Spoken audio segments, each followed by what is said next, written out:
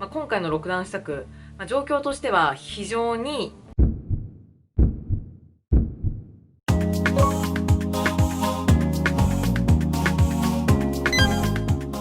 皆さんこんにちは。インドブロガーのかよりーなです。今日はインドのコロナウイルス対策ダイジェスト版と題して、この3ヶ月ぐらいで行われたインドの新型コロナウイルスがどんなことが行われてどんな成果があったのかという内容を皆さんにシェアしていきたいと思います。新型コロナウイルス世界的な大流行で、皆さんもご存知だと思うんですけれども、アメリカやヨーロッパやアジア圏いろいろなところで流行が確認されていますが、インドもですね、新型コロナウイルス、流行しているんですね。で、実際にこのインドでは、ロックダウンっていう施策が行われたんですけれども、皆さんインドがロックダウン施策をして、経済活動をストップしたっていう話は知ってるかもしれないんですけども、具体的にどんな風にやってどんな効果があったのかっていうところまではなかなか普段のニュースでは追いにくいと思うので、実はこの5月下旬で一旦インドの正式なロックダウン施策というのが一旦公式的に終了になるので、このタイミングを見てこの過去の3ヶ月間ぐらい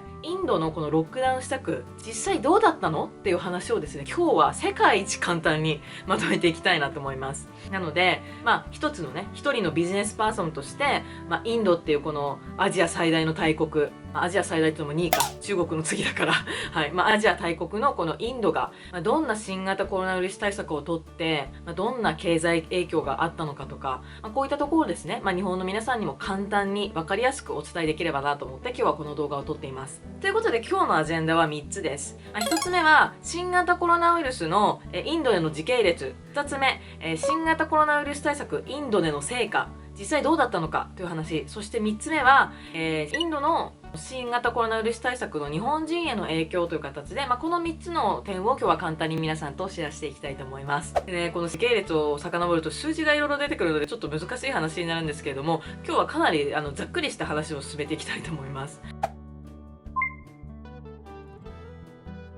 インドではですね、新型コロナウイルス、どんな感じで流行スタートしたかというと、実は最初に新型コロナウイルスの感染が確認されたのは1月30日だったんですけれども、この時点で中国からの留学生が帰ってきた時にその新型コロナウイルスの事例がインドで初めて確認されたんですけれども、この時は人数が少なかったので抑え込めたんですよね。なんですけれども、この後、3月の上旬からですね、インド国内でも新型コロナウイルスの症例っていうのが確認されるようになって、ここからちょっとインドも新型コロナウイルス流行ってくるんじゃないかというふうに言われ始めました。そこでインド政府がまず初めにやったこととしては、3月25日から全土ロックダウン施策ということで、ロックダウンをスタートさせました。でこのロックダウンという言葉、もしかしたら皆さん聞いたことがあるかもしれないんですけれども、簡単に言うと、人々の経済活動や移動活動、行動制限をかけるといった政策になります。でかなり厳しいものになります。なのでこのロックダウンが実際にスタートしてからは、エッセンシャルサービスと言われる生活必需品以外のサービスは全て全部ストップしましたし、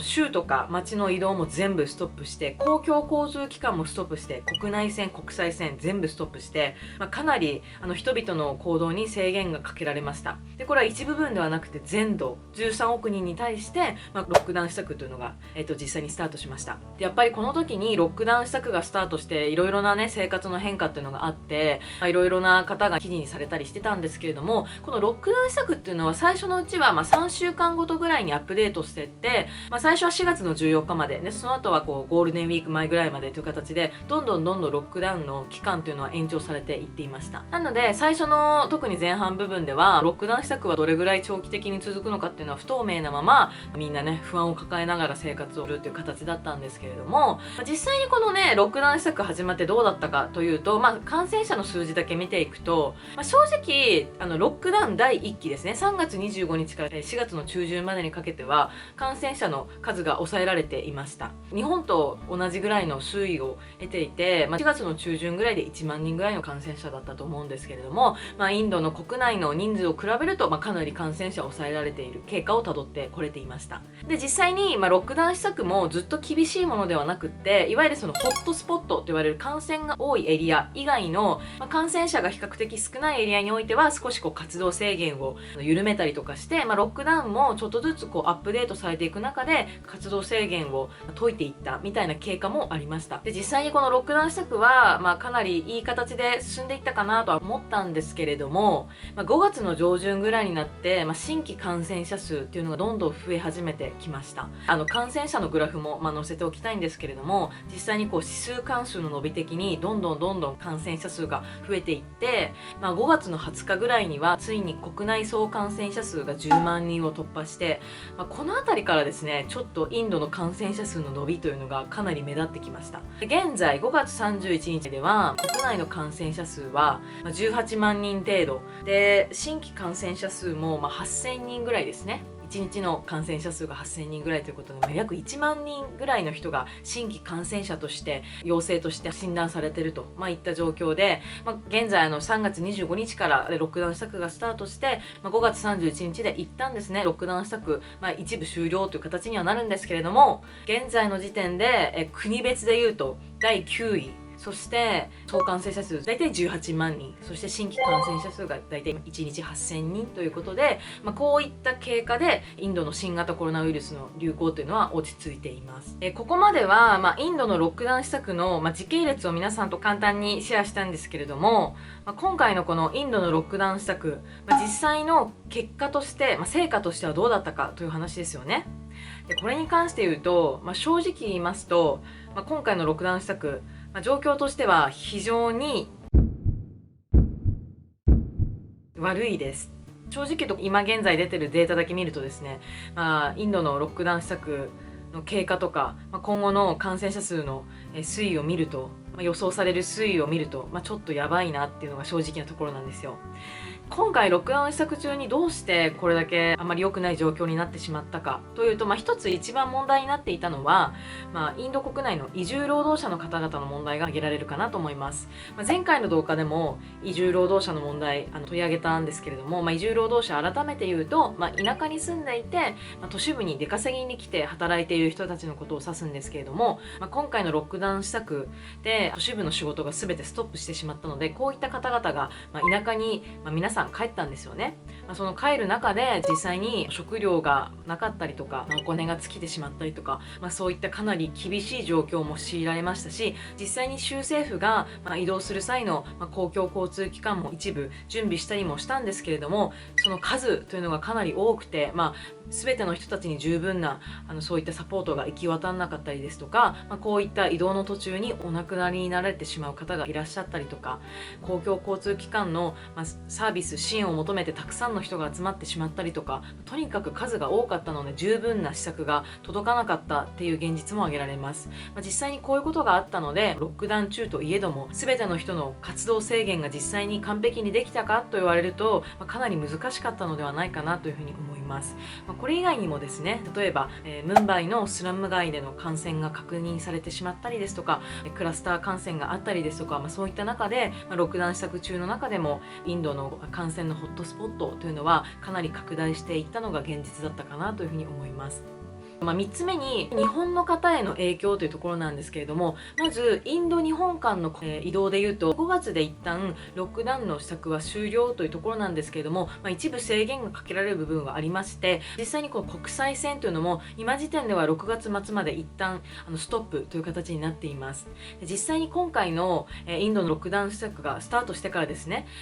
インド現地にいる駐在員の方の半分は日本へ一時帰国しているというふうに言われていまして、実際にインドに残っている日本の方というのはもともといた数の半数以下と言われているんですよね。なのでしばらくの間は、こういったロックダウン施策の影響も受けて、現地の日系企業の、お仕事が以前の通りにスタートするというのはあまり考えにくいかなというふうにも思います。ただもちろんこのロックダウン施策が少し解除されるので、現地に住んでいる日本の方の生活は少しだけロックダウン期間中よりは良くなるかなとは思います。実際にね、インド経済というのも今回のロックダウンの期間中にストップしてしまいまして、移住労働者を中心とする非正規雇用の方々の失業率というのは4月時点で全土平均で 23% となっていて、インドの経済状況もあまりいい状態ではありません。